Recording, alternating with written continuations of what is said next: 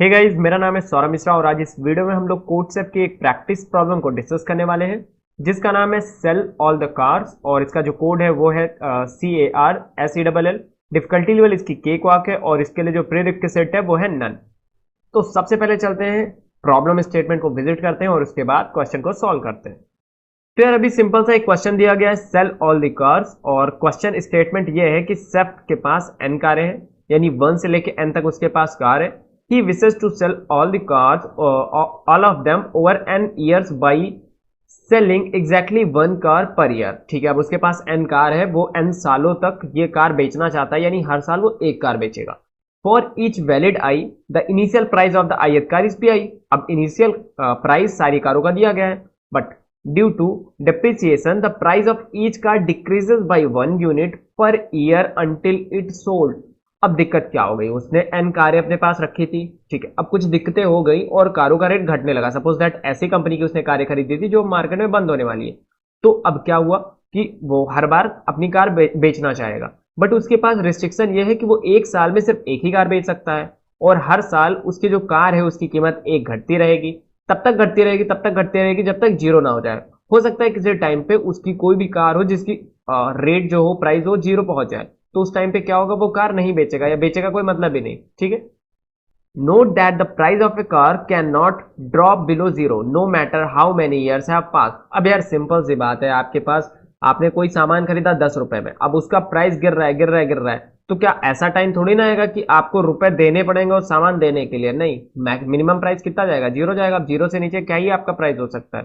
ठीक है, that is when the price of a car reaches zero in some year it remains zero in all subsequent years. आप किसी भी time पे आपका जो कार का प्राइस जीरो हो जाता है तो उसके बाद ये जीरो ही रहेगा, जीरो से कम आपका कार का प्राइस क्या ही जाएगा, नेगेटिव में नहीं जाएगा। Now find the maximum profit Chef can make if he sell his car in an optimal way since this number may be large compute it modulo 10⁹ के साथ 10⁹ प्लस 7 के साथ मॉडुलो लेना है और कह रहा है कि आपको कार बेचना है, यानी जो भी मेरा सेफ है उसे कार बेचना है, तो मैक्सिमम कितना प्रॉफिट वो कमा सकता है। ठीक है, अब ये बात समझ में आई। नो, अगर मैं क्वेश्चन वापस से आपको डिस्क्राइब करूं तो कुछ ऐसा है कि 1 से लेके n तक उसके पास कारें हैं और वो क्या n ईयर्स तक ये कारें बेचेगा। ठीक है, यानी हर साल एक कार। अब ये क्वेश्चन में पूछ रहा है कि मैक्सिमम कितना प्रॉफिट वो पा सकता है, मैक्सिमम कितना प्रॉफिट पा सकता है, और हर साल ये जो कार है ना, ये जो कार का प्राइस स्टार्टिंग में दिया गया है पी नाम के एक एरे में, ठीक है, और कुछ वैल्यू दी गई है, ऐसे कुछ वैल्यू दी गई है, कार के प्राइसेस दिए गए हैं। नो, अब काम क्या होगा, हर साल इन सारे जितने भी कार है उस सबके प्राइस एक एक घटता जा रहा है। ठीक है, एक एक घटता जा रहा है। तो क्वेश्चन ये कह रहा है कि वो हर साल एक ही कार बेच सकता है और हर कार का प्राइस एक एक घटता जा रहा है, तो मैक्सिमम प्रॉफिट वो कितना कमा पाएगा। तो अब यार इनपुट पे नजर डालते हैं। इनपुट बोला था first line of the input contain a single integer T यानी नंबर ऑफ टेस्ट केसेस। उसके बाद मेरा एन दिया होगा, एन क्या होगा कि कितने बेसिकली उसके पास कार है, और उसके बाद एक एरे दिया होगा पी एरे। पी एरे का मतलब प्राइस स्टार्टिंग में कितना है, और मुझे आंसर बताना है। For each test case print a line containing one integer the maximum profit Chef can make. Maximum Chef कितना प्रॉफिट पा सकता है, ये मुझे आंसर आउटपुट पे रिटर्न करना है। तो यार सिंपली कंस्ट्रेंट पे नजर आते हैं। कंस्ट्रेंट है टी का कंस्ट्रेंट दिया, यानी टेस्ट केस कितने होंगे, एन साइज कितना होगा, और पी आई यानी प्राइस कहां से कहां के बीच में लाइक कर रहा है। ठीक है, अब सब टास्क 1 के लिए कुछ पॉइंट दिए गए हैं, सब टास्क 2 के लिए कुछ पॉइंट दिए गए हैं। ठीक है, तो अब एक काम करते हैं, एग्जाम्पल पे पढ़ते हैं और समझते हैं कि ये जो एग्जाम्पल है कैसे वर्क कर रहा है। तो सबसे पहले मेरा टी है नंबर ऑफ टेस्ट केस, यानी 2 टेस्ट केस के बारे में बात होगी। नाउ पहला है यानी n की वैल्यू 3 यानी 3 साइज का होने वाला है, तो मेरा 3 साइज का 6,6,6 ऐसे मेरा हुआ पड़ा है। ठीक है, नाउ ये है इनिशियल पी आई। मैंने क्या करा, मैं क्या चाहूंगा कि मैं कार खरीदूं, ठीक है, सॉरी, मैं क्या चाहूंगा, मैं कार बेचूं। तो पहली बार में कौन सा कार बेच देगा, सपोज दैट पहली बार में मैंने ये कार बेच दिया, तो प्रॉफिट कितना हो गया, प्रॉफिट हो गया 6। अगली बार मेरे ये 2 कार बचे 6,6, बट अब इस साल के बाद जितने भी कार है उन सबका प्राइस एक एक घटना है, तो इसका क्या हो जाएगा, इसका हो जाएगा 5, इसका भी हो जाएगा 5। बात समझ में आ रही? ठीक है, अब ये बात ध्यान रहे, स्टार्टिंग में एक साल के बाद हर साल आपका घट रहा है ना, बट पहली जो कार आप बेच रहे हो वो इनिशियली बेच रहे हो, आपके पास ढेर सारे कार थी, आपको लगा कि प्राइस घटने वाला है हर साल, तो आपने पहली कार बेच दी।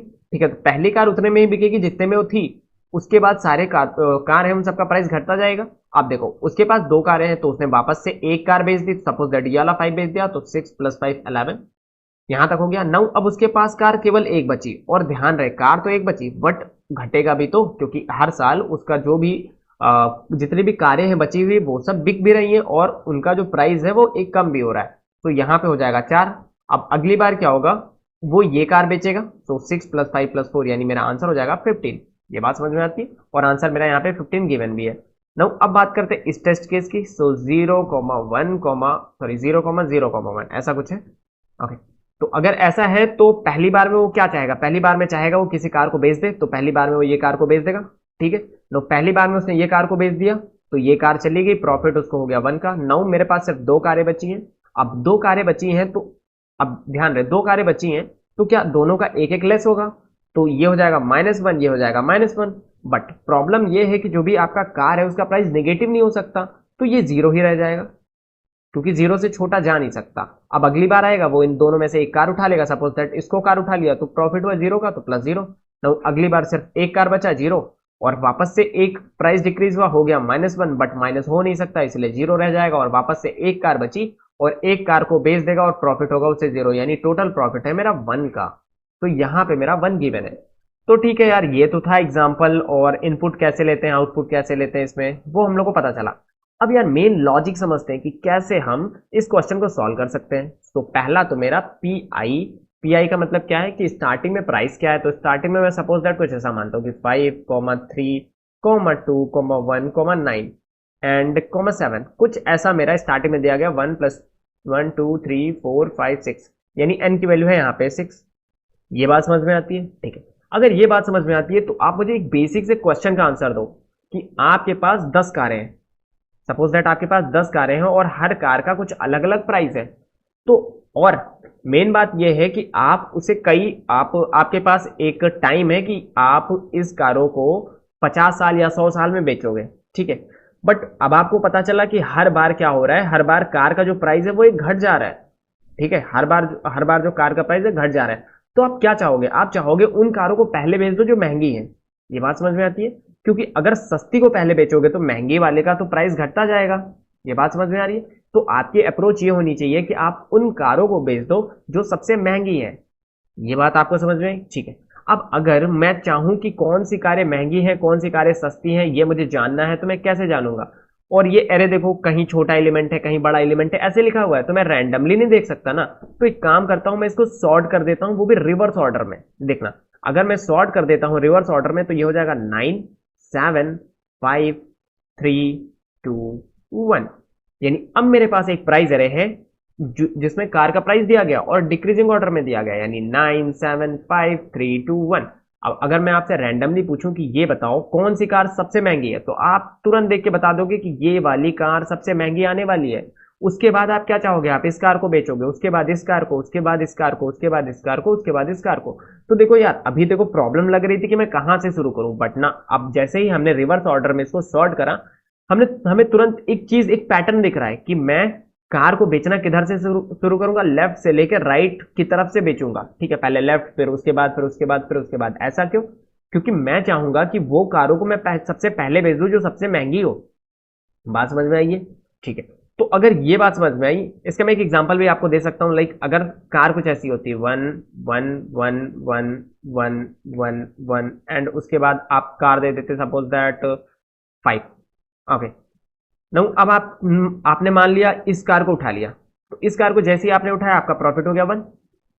बट अब प्रॉफिट हो गया 1, आपने कार को बेच दिया, बाकी कारों का रेट एक एक कम होगा, सो बाकी कारों का रेट हो जाएगा 0,0 और 1 2 3 4 5 6 बार 0, तो 3 4 5 और 6 बार 0 और इसका हो जाएगा प्राइस 4। अब आप सोचोगे आपने इस वाली कार को बेच दिया, तो इस वाली कार को बेचने पे आपको प्रॉफिट मिलेगा 0, तो कार खत्म हो गई, बची हुई इतनी कारें हैं, सबका एक एक कम होगा।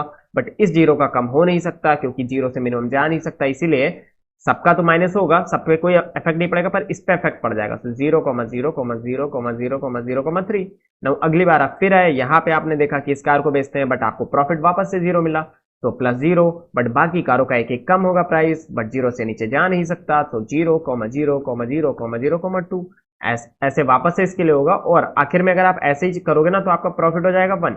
बट मैं प्रॉफिट यहां से कितना अचीव कर सकता हूं, मैं यहां से प्रॉफिट अचीव कर सकता हूं 5। अगर मैं पहली बार में इस कार को बेच दूं तो मेरा 5 प्रॉफिट हो जाएगा, और उसके बाद इतनी कारें बची, सबका प्राइस एक एक कम होगा, सारी कारों का प्राइस हो जाएगा 0, ठीक है, तो आप मैक्सिमम प्रॉफिट 5 अटेंड कर सकते हो। ठीक है, अब आपको ये बात समझ में आई कि मैं सॉर्ट क्यों कर रहा हूं यहाँ पे, और वो भी रिवर्स ऑर्डर में सॉर्ट इसलिए कर रहा हूँ ना, क्योंकि मुझे लेफ्ट से राइट अगर मैं ट्रेवल करूँ तो मुझे पता चलेगा कि मुझे जो भी कारों को बेचना है वो लेफ्ट से राइट बेचना है। ठीक है, अब इतना बात समझ में आया। ठीक है, अगर इतना बात समझ में आया तो समझ लो कि आपका क्वेश्चन हो गया। बस यही एक मेन लॉजिक था जो कि आपको देखना था। ठीक है, अब अगर आपके पास एक ऐसी एरे तैयार है जो कि रिवर्स ऑर्डर में, तो सबसे पहले आप किस कार को बेचोगे? इस कार को, फिर किस कार को? इस कार को, फिर किस कार को? इस कार को, फिर कार इस कार को, फिर इस कार को, फिर इस कार को। तो अब मुझे एक बात बताओ, आपने सबसे पहले क्या करा? सबसे पहले इस कार को बेचा, तो आपका प्रॉफिट हो गया 9 प्लस। जब आपने बेचा तो सारी कारों का जो भी है वो एक एक कम होगा, तो ये हो जाएगा 6, ये हो जाएगा 4 और ये हो जाएगा 2 1 एंड 0। नो, अब आपने वापस से इस कार को बेचा तो प्रॉफिट हो गया आपका 6, बट बाकी सारे कारें एक एक कम हो जाएंगी, तो 3 1 0 एंड 0। नो, वापस से अब आप आए, आपने इस वाली कार को बेचा, सो +3 एंड बाकी कारों एक एक कम हो जाएंगे, 0 0 0। अब इसके बाद आप कुछ भी कर लो, आपको मैक्सिमम 0 ही मिलने वाला है। तो टोटल 9 + 3 12 और 12 + 6 18, यानी टोटल प्रॉफिट मुझे 18 मिलने वाला है। ये बात समझ में आती है? ठीक है, अगर ये बात समझ में आती है कि टोटल प्राइस मुझे 18 मिला है, तो एक और पैटर्न देखो यहाँ पे कि मैं 9 में से क्या माइनस कर रहा हूं? 9 में से 0 माइनस कर रहा हूं। ठीक है, 9 में से 0 माइनस कर रहा हूं, और ये देखो यहाँ पे 9 है। उसके बाद देखो यहाँ 7 है, 7 में 1 माइनस कर रहा हूं, और देखो यहाँ पे 6 है। 5 है, 5 में मैं 2 माइनस कर रहा हूं, यहाँ पे 3 है। 3 में मैं 3 माइनस कर रहा हूं, और यहाँ पे बेसिकली कुछ भी नहीं है, 0 है +0। 2 में वापस से क्या माइनस कर रहा हूं? 2 में मैं 4 माइनस कर रहा हूं, बट आंसर मेरा 0 है। तो मुझे कोई भी पार्टिकुलर, अगर मैं इंडेक्स पे जाऊं तो उस इंडेक्स पे जो भी नंबर है, दैट नंबर की जो भी वैल्यू है माइनस उसका जो भी इंडेक्स है, यही मेरा प्रॉफिट हो रहा है। और अगर ये इंडेक्स 0 से छोटा चला जाता है तो मैं 0 रिटर्न कर दूंगा, यानी मैक्स ऑफ दिस नंबर या फिर 0, यानी 0 और इसमें से जो भी मैक्सिमम हो वही प्रॉफिट मुझे मिलने वाला है। तो यार अब बात करते हैं कि ऐसा पैटर्न हमें मिला कैसे, क्यों मिला? तो सिंपल सा, हमें इसलिए ऐसा पैटर्न मिला क्योंकि हम एक एक बार यहां से मूव कर रहे हैं, फिर यहां पे जा रहे हैं, फिर यहां पे जा रहे हैं, फिर यहां पे जा रहे हैं, और ऐसे करके आगे आगे मूव कर रहे हैं ना। तो एक बात बताओ, जब मैं किसी पार्टिकुलर इस बंदे पे पहुंचूंगा ना, तो मैंने कितना टाइम लिया? 1 और 2, 2 टाइम लिया। 2 मतलब 2 साल का मेरा गैप हुआ। पहले साल मैंने ये बेचा, स्टार्टिंग में मैंने ये बेचा, 1 साल खत्म हुआ मैंने ये बेचा, फिर 1 साल खत्म हुआ मैंने ये बेचा। तो देखो, लेफ्ट से राइट जब मैं मूव कर रहा हूं ना, तो मेरे साल भी तो बढ़ रहे हैं ना, और हर साल अगर प्राइस 1 डिक्रीज हो रहा है तो 1 इंटू जितने साल मैंने स्पेंड करे उतना प्राइस माइनस हो जाएगा। तो बात करें यहाँ पे देखो 5 के केस में मेरा क्या 3 ऐड होगा? क्यों 3 ऐड होगा? क्योंकि मैं सेकंड साल में पहुंचा यहाँ पे, क्योंकि मैंने तुरंत 9 तो तुरंत बेचा, 1 साल के गैप में 7 को बेचा, फिर 1 साल हुआ तो इसको बेचा, यानी 2 साल मुझे लग गए, यानी 2 इंटू 1, और यही मैंने 5 में से माइनस कर दिया। नाउ जब मैं यहाँ पे पहुंचा तब तक मेरे 3 साल गुजर चुके थे, तो 3 - 3 0, इसीलिए मेरा आंसर आ गया 0, यानी मुझे टोटल जो प्रॉफिट मिला वो 0 मिला। तो अगर मैं इस चीज को लिखने वाला हूं तो मैं कैसे लिखने वाला हूं? तो सिंपल, अगर मेरे पास एक प्राइस का एरे दिया हुआ है, ठीक है, या लिस्ट दी हुई है, आप जो भी समझ लो, पहला काम होना चाहिए मेरा लिस्ट को सॉर्ट करना। सो p.sort, और मैंने क्या करा, मैं पाइथन में लिख रहा हूं, so reverse equal to true, यानी आपने क्या करा, रिवर्स कर दिया, पूरे जो प्राइस एरे थे उसको रिवर्स कर दिया। ठीक है, अब रिवर्स करने के बाद आपको कुछ ऐसा मिला होगा, सपोज दैट 7 6 3 2 1 0 0 0 0, और आप बेचोगे तब तक जितने नंबर ऑफ एलिमेंट है मेरे। तो मैं एक लूप चलाता हूं, क्या कि for i in range n तक, यानी मैं हर इंडेक्स पे जाऊंगा। ठीक है, अगर मैं किसी पार्टिकुलर इंडेक्स पे पहुंचा हूं तो मेरी वैल्यू क्या है उस इंडेक्स पे? उस इंडेक्स पे जो वैल्यू है वो है एरे ऑफ आई। ये बात समझ में? अगर उस इंडेक्स पे वैल्यू ऑफ आई है और मैं इस जगह पे किस साल में पहुंचा, तो आईथ साल में पहुंचा। आई की वैल्यू अगर स्टार्टिंग में 0 है तो यहां मैं 0 साल में पहुंचा, यहां मैं फर्स्ट साल में पहुंचा, यहां सेकंड, यहां थर्ड, यहां फोर्थ। ये बात समझ में आई कि जो इंडेक्स वैल्यू है ना, मैं उस साल में जाके इस कार पे पहुंचा। ठीक है, तो टोटल माइनस कितना होगा? टोटल -1 इंटू जितने साल के बाद आप यहां पे पहुंचे हो, क्योंकि हर साल एक एक घट रहा है प्राइस, तो वैल हो जाएगा मेरे एरे ऑफ आई। और अब टोटल जो मेरा प्रॉफिट होने वाला है वो इस बार कितना होगा? तो जो मेरा प्रॉफिट होगा वो सिंपल पी होगा, वैल माइनस आई। वैल माइनस आई का मतलब होता है कि टोटल कितना मेरा था, कितना स्टार्टिंग प्राइस था, और कितने साल का मैंने गैप लिया, कितने साल के बाद मैं जाके पहुंचा। हर साल अगर 1 घट रहा था तो टोटल कितना घट गया। तो मैंने देखा कि इंडेक्स जो है वही वैल्यू ये बता रहा है, सो वैल माइनस आई मेरा हो जाएगा अभी का प्रॉफिट। तो PRO, प्रॉफिट हो गया वैल माइनस आई, और मैं स्टार्टिंग में एक आंसर नाम का एक वेरिएबल बनाता हूं जिसको कर देता हूं 0, और मैं क्या करूंगा, answer equal to answer plus profit, यानी जो भी प्रॉफिट हुआ है वो मैं आंसर में ऐड कर दूंगा। बट प्रॉब्लम यहाँ पे क्या हो रही है, प्रॉब्लम ये हो रही है किसी भी टाइम पे मेरा इंडेक्स तो कॉन्टिन्यूस बढ़ता जा रहा है और ये एरे कॉन्टिन्यूस घटती जा रही है। ठीक है, मैं आगे जा रहा हूं तो अगर ये डिक्रीजिंग ऑर्डर में है तो आगे जाने पे छोटा होता जाएगा और इंडेक्स मेरा बढ़ता जाएगा, तो वैल माइनस आई किसी टाइम पे नेगेटिव हो सकता है। तो मैं क्या करूंगा, मैं प्रो इज इक्वल टू या profit is equal to val minus I ना लिख के मैं लिखूंगा max of 0 comma val minus I, यानी या फिर 0 आंसर होगा या फिर 0 से बड़ा कुछ आंसर होगा। ठीक है, 0 से छोटा पॉसिबल ही नहीं है, तो प्रॉफिट मेरा प्रो हो गया और answer is equal to answer plus pro. यहां तक कोई भी दिक्कत नहीं हुई? ठीक है, अब यहां तक दिक्कत नहीं हुई तो एक आखिरी में छोटा सा कॉन्सेप्ट है, वो सिंपल सा इतना है कि मुझे मॉडुलो देना है। मॉडुलो निकालने का मतलब होता है कि आपका जो भी टोटल आंसर आया है उसको आप किसी पार्टिकुलर नंबर से मॉडुलस लेके आंसर दे दो। तो यहां पे दिया गया है 10 टू द पावर 9 प्लस 7 के साथ मॉडुलस लेके आंसर दे दो। ठीक है, अब मेरा एक सिंपल सी बात है कि अगर a प्लस बी दो नंबर है और आपको इसका मॉडुलस निकालना है तो सिंपल आप a प्लस बी को ऐड करके मॉडुलस मत निकालो, आप क्या करो, आप सिंपल करो कि पहले a का मॉडुलस निकाल लो, ठीक है, प्लस b का मॉडुलस निकाल लो और उसके बाद जो भी रिजल्ट आता है उसका मॉडुलस निकाल लो।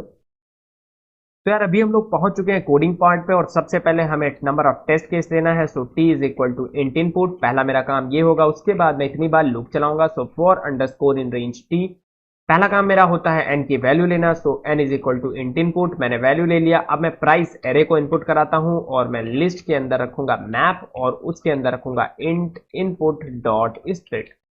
यहां तक कोई दिक्कत नहीं होनी चाहिए। अब उसके बाद मैं प्राइस एरे को जो भी लिस्ट है उसको सॉर्ट कर दूंगा। सो प्राइस डॉट सॉर्ट और रिवर्स में मैं डाल देता हूं true. So reverse equal to true, इससे क्या हो, रिवर्स ऑर्डर में सॉर्ट हो जाए।